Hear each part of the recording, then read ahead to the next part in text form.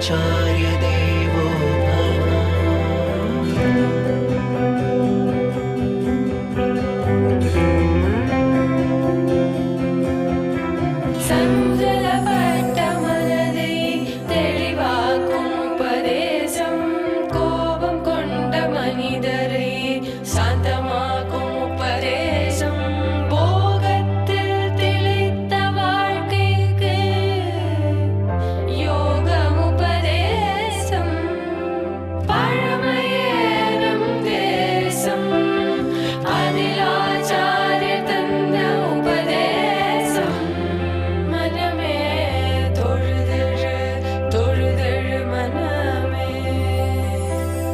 मातृदेवो भव पितृदेवो भव आचार्य देवो भव.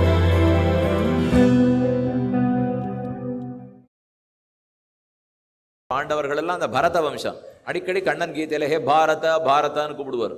காரணம் என்னன்னா பரத வம்சத்திலே உதித்தவன் அர்த்தம். அப்ப அந்த பரதனுக்கு அப்பா யாரு, அம்மா யாரு, சகுந்தலையோ இல்லையோ. அந்த சகுந்தலையை பெத்தது யாரு தெரியுமோ, விஸ்வாமித்திரர். இந்த அப்சரசும் விஸ்வாமித்திரர் தபஸ் பண்ணிட்டு இருக்கிறச்சே இந்த அப்சர பெண்ணுக்கு ஆசைப்பட்டு அவளோட சேர்ந்து அதுக்கப்புறம் தான் இந்த குழந்தைய பெற்றிருக்கார் அவர். அப்ப அந்த அப்சரசு அர்ஜுனனுக்கு யார் ஆயிடுறா, பாட்டி ஆயிடுறாள் இல்லையோ. ஏன்னா இது நேர போய் அப்ப சட்டுன்னு அவ முன்னாடி விழுந்து சேவிச்சான், எனக்கு பாட்டி தாய் ஸ்தானத்துல நீ இருக்கே, உன்னோட நான் எப்படி தாரமா நினைக்க முடியும் ஓன்னு அழுதான் அர்ஜுனன். அவளுக்கு கோவம் வந்துருது, என்னை போய் பாட்டின்னு விட்டானே. ஏன்னா அவளுக்கு தான் அப்படியே இளமையோட இருக்கணும், அப்படியே அழகா இருக்கணும், யார் எங்க தவம் பண்ணிட்டு இருந்தாலும் போய் கலைக்கணும், இதுதான் அவளுக்கு ஆசை. இதுக்கு தான் இந்திரன் அவளை நியமனமே பண்ணியிருக்கான். அப்ப அவ சொல்றா, உனக்கு 1 வருஷம் நான் இப்ப சாபம் கொடுக்க போறேன். அப்ப ஒரு நிமிஷத்துல ஊர்வசியை பார்த்து தாயே நானே வேற என்ன வேணும், யாரான்னு இப்போ ஊர்வசியெல்லாம் நம்ம பார்க்கவே வேண்டாம். ரொம்ப சுமார் அழகா ஒருத்தர் இருந்தாலே போரும், அதுக்கே தாயேன்னு சொல்றதுக்கு நமக்கு வராது. ஆனா ஊர்வசியை பார்த்து சொல்லியிருக்கணும்னா என்ன புலநடக்கம் இருந்திருக்கணும். அந்த அளவுக்கு அவனுக்கு இருந்திருக்குன்னா கண்ணன் அவனை பார்த்து சொல்றார், புலன்களை மேய விடாத அர்ஜுனானுட்டு. அப்பன்னா அவர் எவ்வளவு பொசத்தில பேசிட்டு இருக்காருன்னு அர்த்தம்.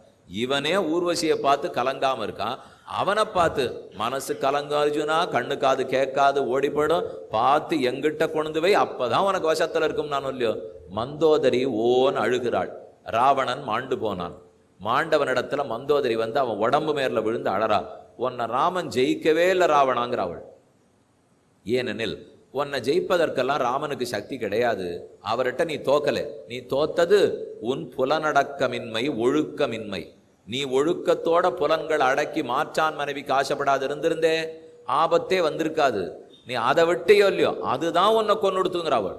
அப்போ ஒழுக்கமில்லாத தன்மை தான் ராவணனை அழித்ததே தவிர அவர் ஒண்ணு ராமன். ராமன்ங்கிறது யாரு, ஒழுக்கத்தின் அடையாளம் இல்லையோ. அப்ப அதுக்கு தப்பு நடக்கிறதுன்னு சொன்னா அந்த ஒழுக்கமின்மை ராமனுடைய உருவம் என்று அதுக்கு பழி தீர்க்க, அதற்கு தண்டனை கொடுக்கறதுக்காகத்தான் அதை போல ராமன் வந்துட்டார். ஆகவே நமக்கு இன்னொரு இடத்துல பொருளுக்கு ஆசை வைக்கக்கூடாது, பரதாரத்திடத்துல ஏறெடுத்தும் பார்க்கக்கூடாது என்று ராமன் ஆச்சாரசீலரா இருந்தார். யாரும் மேல பட்டுவிடக்கூடாதுன்னு இருந்தார். வாஸ்தவம் அத்தனை ஆச்சாரத்தோட இருக்கிறவர் தான். கண்ணனுக்கு அதெல்லாம் இல்லை, அவர் குளிக்கிறதுக்கே வரமாட்டார். பெரியாழ்வார் 10 பாட்டு பாடினார். இந்த பிள்ளை எப்படியானு குளிக்க வச்சா தேவலேங்கிறதுக்கு பாட்டே 10. வெண்ணை இளைந்த குணுங்கும் விளையாடு புழுதியும் கொண்டு திண்ணனை இவ்விரா உன்னை தேய்த்து கிடக்க நானொட்டேன், எண்ண குளிப்பழங்கொண்டு இங்கெத்தனை போதும் இருந்தேன், நன்னலறிய பிரானே நாரணா நீராடவாராய், வா குளிக்கவா குளிக்கவா. கண்ணன் சொல்றாராம், நான் குளிச்சதை விட குளிக்காட்டா இன்னும் அழகா இருக்கேன்னு இல்லையோ.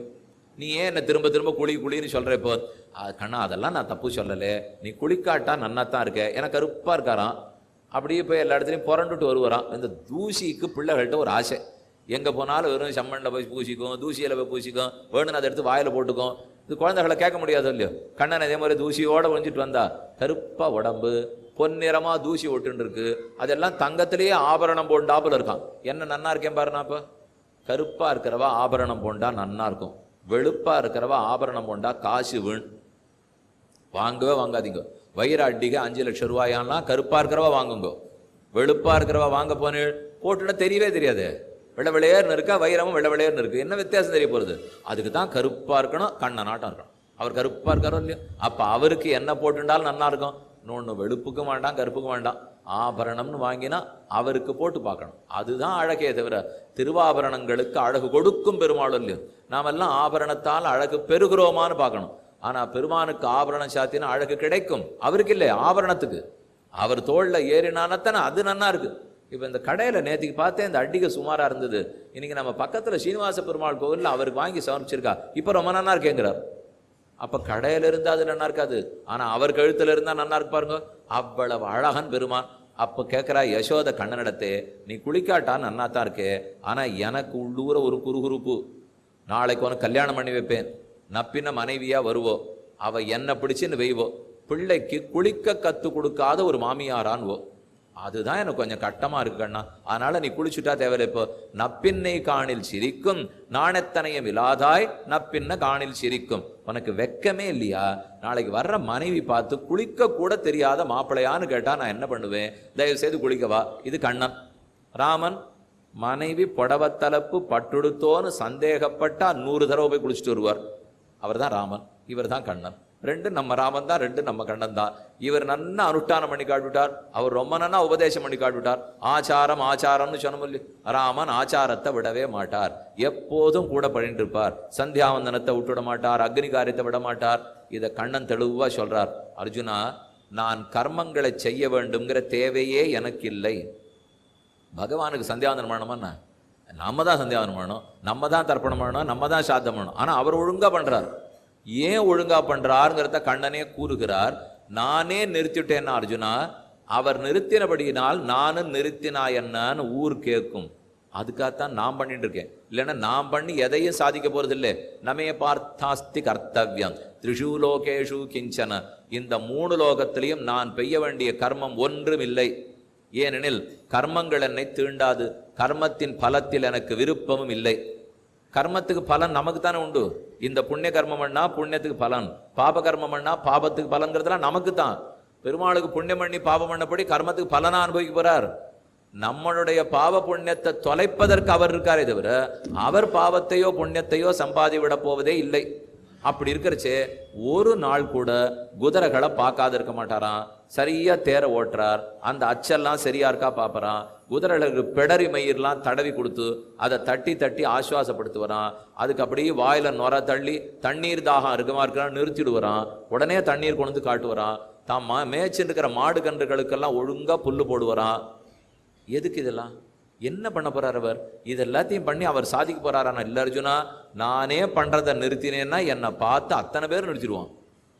கண்ணனே பண்ணலையாமே, நான் வேற எதுக்கு பண்ணணும் அப்படின்னு கேட்க ஆரம்பிச்சிட்டான்னா, அதனாலே ஆச்சாரத்தை நான் விடவே மாட்டேன், என் அனுஷ்டானத்தை பண்ணிட்டு தான் இருப்பேன்னுட்டு கண்ணனே ரொம்ப ஆச்சரியமா சொல்லியிருக்கார். கர்மணைவிக சம்சித்தி மாஸ்திதா ஜனகாதய யத்யத் ஆச்சரித்து ஸ்ரேஷ்டா தத்ததேவ இதரோ ஜன ச யத் பிரமாணம் குருதே லோகஸ்தத் அனுவர்த்ததே. யாரு சிறந்தவனோ சான்றோனோ அவன் எவ்வழி நடக்கிறானோ அதை பின்பற்றித்தான் உலகம் நடக்கும். அதனால நாம புரிஞ்சுக்க வேண்டியது, நாம ஒரு நிமிஷம் ஆச்சாரத்தை நிறுத்தினால் அப்பா அம்மாவே இப்படித்தான் இருக்காளே, நான் ஏன் பார்த்து நடக்கணும்னு பிள்ளை அடுத்த கேள்வி கேட்பான். நாம சாயங்காலம் ஆச்சு சாஸ்திரநாமம் சொல்லேன், ஒரு 10 நிமிஷம் நாம சங்கீர்த்தனம் பண்ணேன், சாயங்கால வேளையில விளக்கேற்றி வச்சிருக்கேன் பண்ணுன்னுவோம். நாம பண்ணாதான் பண்ணுன்னு பிள்ளைகிட்ட சொல்ல முடியும். நாம பண்ணாமல் நீ பண்ணுன்னா அவன் திருப்பி கேட்பான், அப்பா நீ என்ன பண்றதா உத்தேசம்? என்னையே பண்ணுங்கிறியே, நீர் என்ன பண்றதான்னா அது நமக்கு பதிலே கிடையாது பாருங்க. அப்ப நாம எதை பண்ணணும்னாலும் நாம பண்ணித்தான் பிள்ளைய பண்ண சொல்லணும். நாம பண்ணாலே பண்ணாது, இன்னும் நம்ம பண்ணாமலே பண்ணுன்னு சொன்னா யாரானு பண்ணுவாளா? இந்த அளவில் இருக்கு நமக்கு ஆச்சாரமும் அனுஷ்டானமும். அப்படி இருக்கக்கூடாது. நாம முதல்ல முன்னோடிகளா இருக்கணும். நாம பண்றதைத்தான் பிள்ளைகள் பார்த்து செய்வார்கள். அது ராமனே ஆச்சாரத்தை விடலே, கண்ணனே ஆச்சாரத்தை விடவில்லை இல்லையோ என்பதையும் நன்கு நோக்கத்தில் கொள்க. ராமன் செய்தது என்ன? ராவணன் கும்பகர்ணன் முதலான துஷ்டர்களை எல்லாம் அழித்தார். விஸ்வாமித்திரர், வசிஷ்டாச்சாரியர், சுதீக்ஷ்ணர், சரபங்கர், குஹன், சுக்ரீவன் முதலான நல்லவர்களையெல்லாம் காத்தார். இதுதான் தர்மம் அப்படிங்கிறத நன்கு உலகத்தில் நிலைநாட்டினார். இந்த 3 ராமன் செய்தது.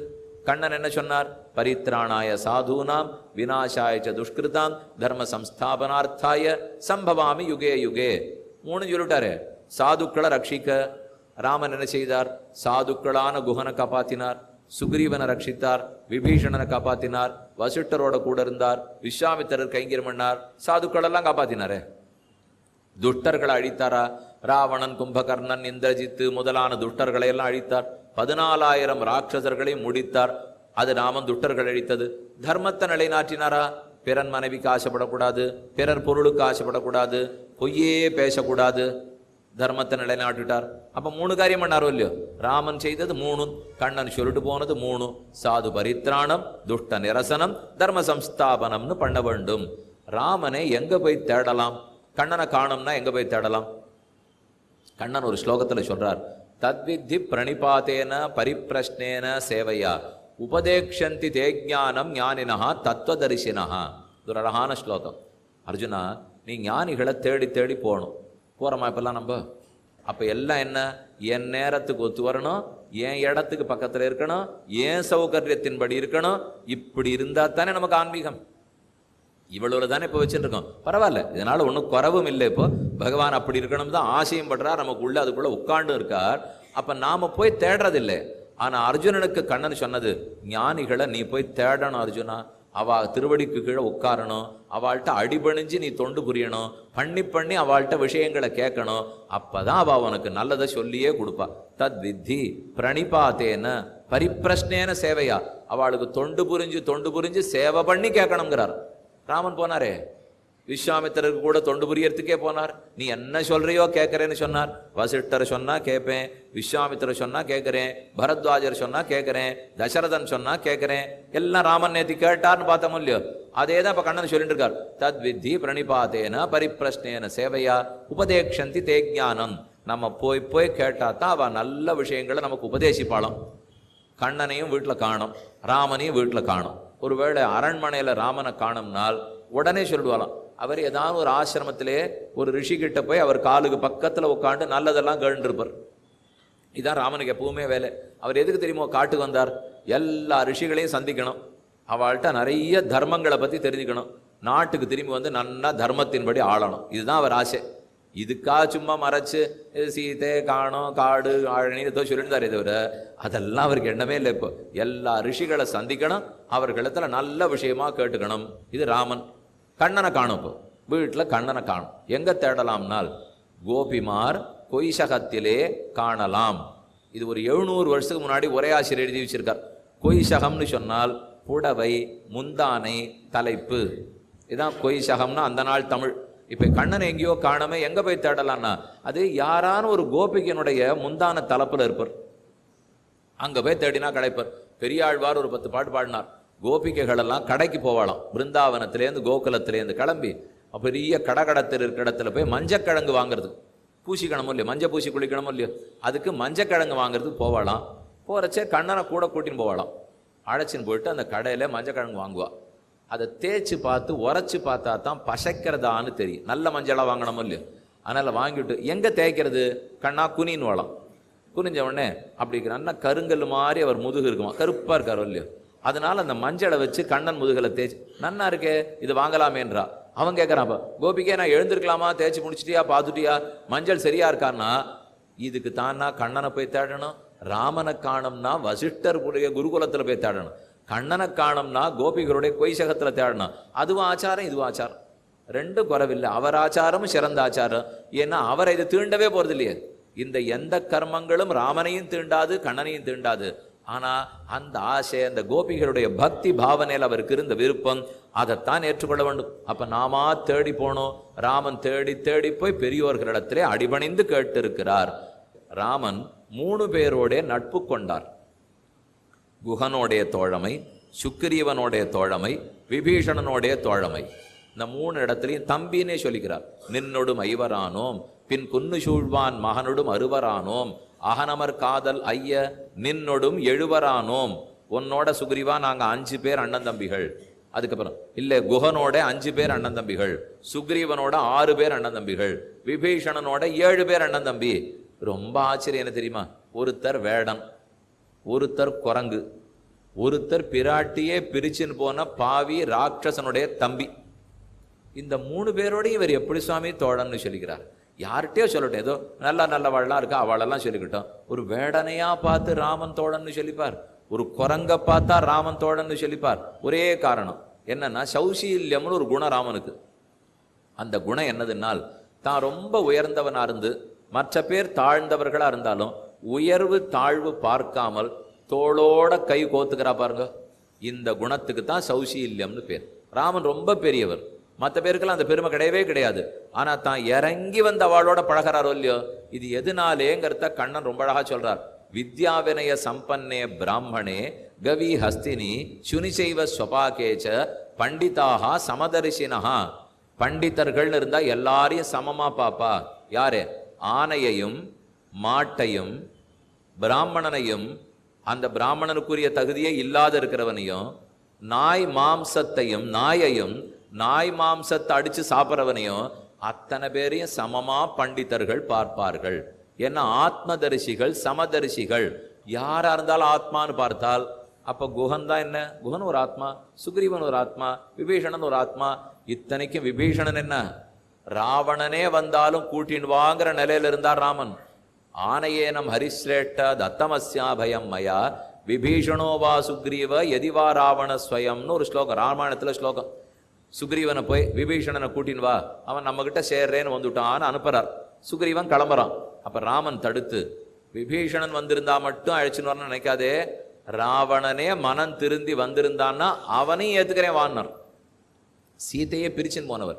ஆனா சொல்றாரு என்னால் ஏன்னா எல்லாரையும் சமமா பார்க்கிற பால்வியல் ராமனுக்கு. அதைத்தான் வித்யாவினய சம்பன்னேன்னு சொன்னார். கண்ணனே சொல்றார், சமோகம் சர்வபூதேஷு ஞாத்வாமாம் சாந்தி விருட்சசி. என்னை எல்லாருக்கும் சமமானவன்னு தெரிஞ்சுக்கோ. நான் ஒத்தருக்கொத்தர் வித்தியாசம் பார்க்கறதே இல்லை. நமே துவேஷோஸ்தி நப்ரியா. நான் வெறுப்பவனும் கிடையாது, நான் விருப்பவனும் கிடையாது.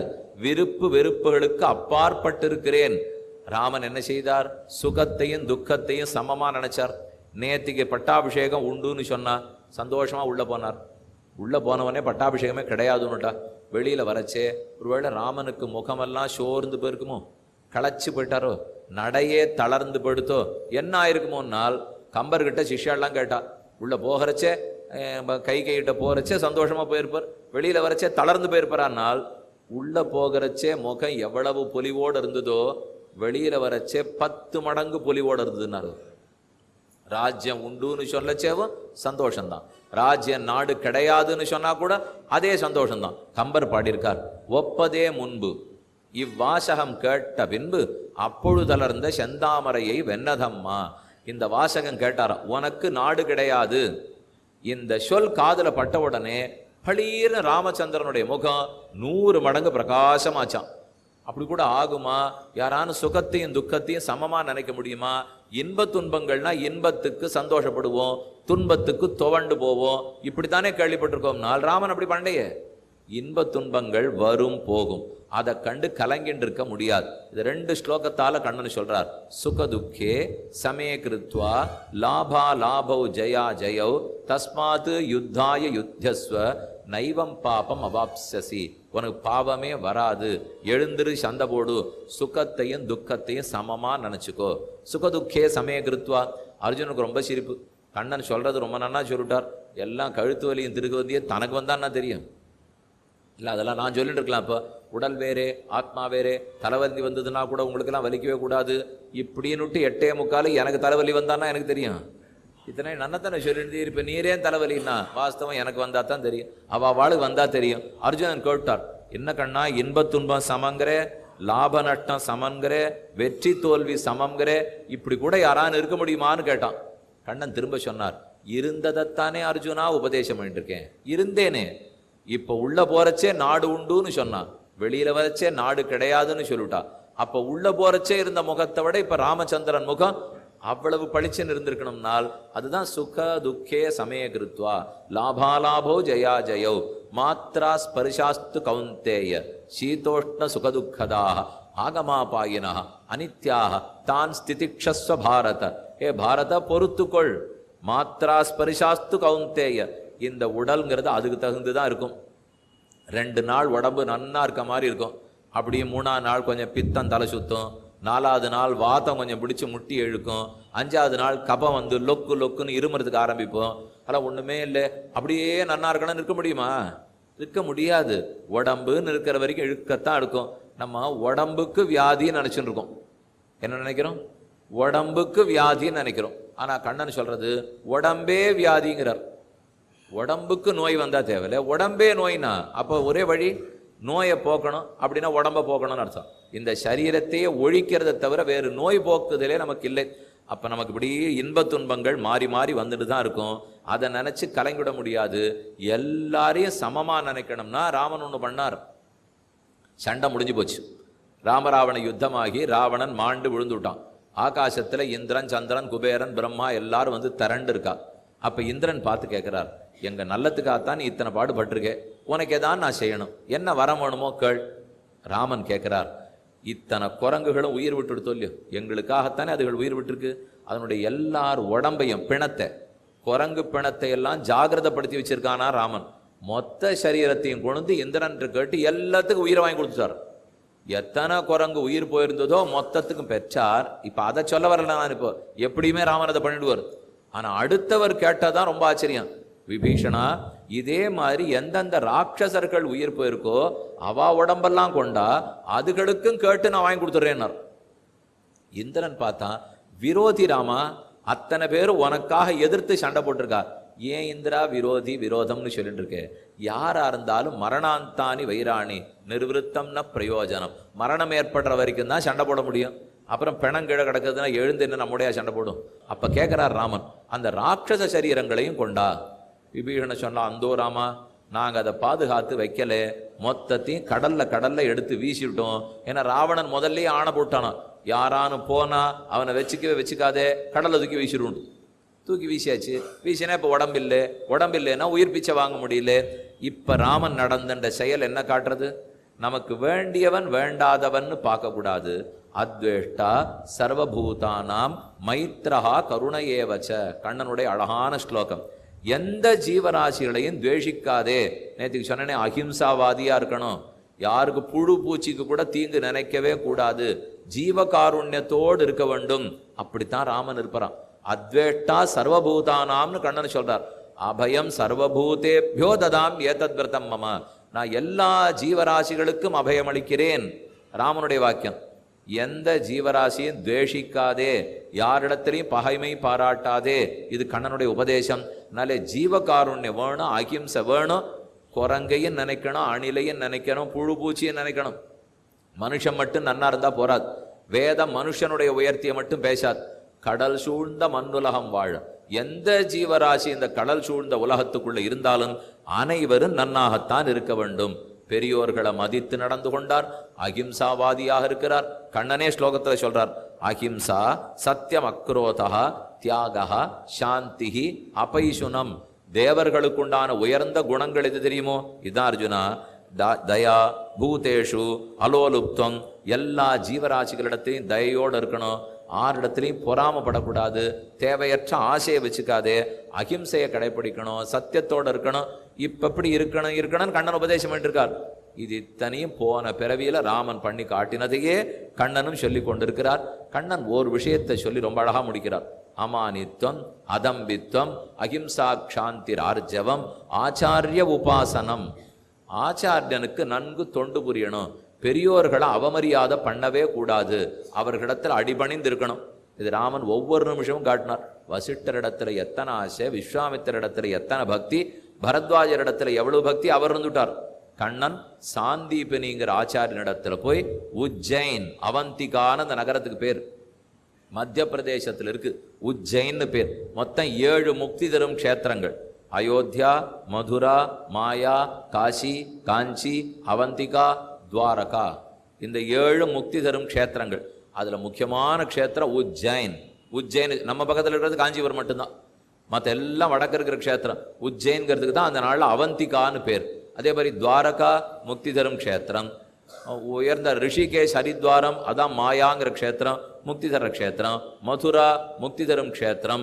முக்கியமான க்ஷேத்திரங்கள் அதெல்லாம். இப்போ அந்த அவந்திகா நகரத்தில் போய் ஆச்சாரியனிடத்தில் குருகுலவாசம் பண்ணி 64 கலைகளை 64 நாளில் தெரிஞ்சு வந்தார்.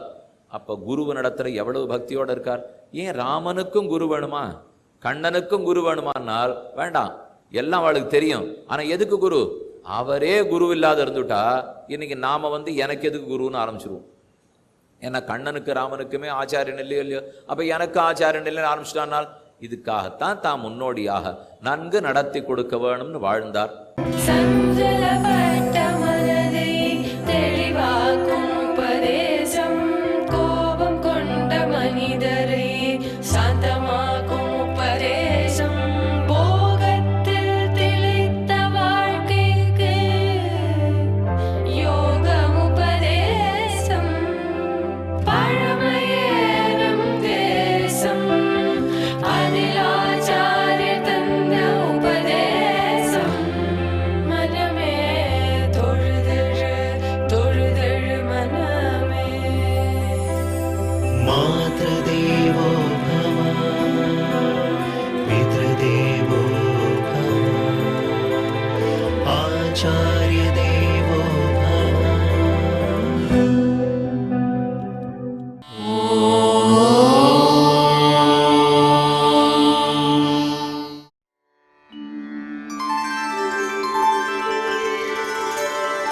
विना व्यङ्कटेशं ननाथो ननाथः, सदा व्यङ्कटेशं स्मरामि स्मरामि. हरे व्यङ्कटेश प्रसीद प्रसीद, प्रियं वेङ्कटेश प्रयच्छ प्रयच्छ.